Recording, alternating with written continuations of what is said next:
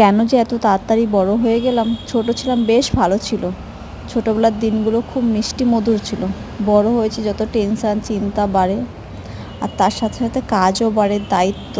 এখন আমার নিজেরই সংসার হয়ে গেছে, কত দায়িত্ব কর্তব্য পালন করতে হয়।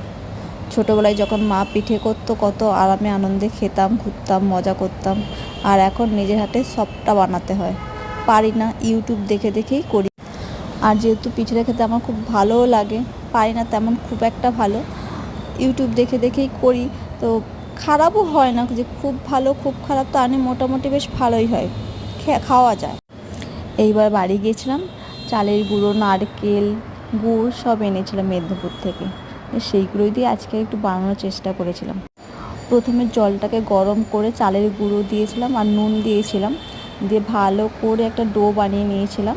তারপর সেই কড়াইতেই আমি গুড় দিয়ে দিয়েছিলাম, জল দিয়ে দিয়েছিলাম। তারপর জলটা গরম হয়ে যাওয়ার পর গুড় দিয়ে ভালো করে ফুটিয়ে নারকেল দিয়ে দিয়েছিলাম, নারকেল কুড়ো। আমি নারকেল কুড়তে একদম পারি না, তাই নারকেলটা মিক্সিতে আমি কুড়ে নিয়েছিলাম। তারপর একে একে এলাচ আর একটু আদা দিয়েছিলাম, যাতে খেতে খুব ভালো হয় নারকেলের পুরটা। আর এত সুন্দর একটা স্মেল বেরোচ্ছে, আর খেতে তো দুর্দান্ত ভালো হয়েছিল। তার উপরে আরও একটু টেস্ট বাড়ানোর জন্য একটু পাউডার দুধ দিয়ে দিয়েছিলাম। তারপর আমার পুরো রেডি হয়ে গেছে পুর আর ডো।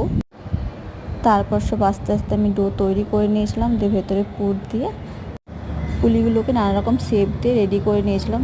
তো আমি খুব একটা ভালো শেপ তৈরি করতে পারি না, যাই হোক চেষ্টা করেছি। দেখতে খুব একটা খারাপ হয় না, চলে যাবে।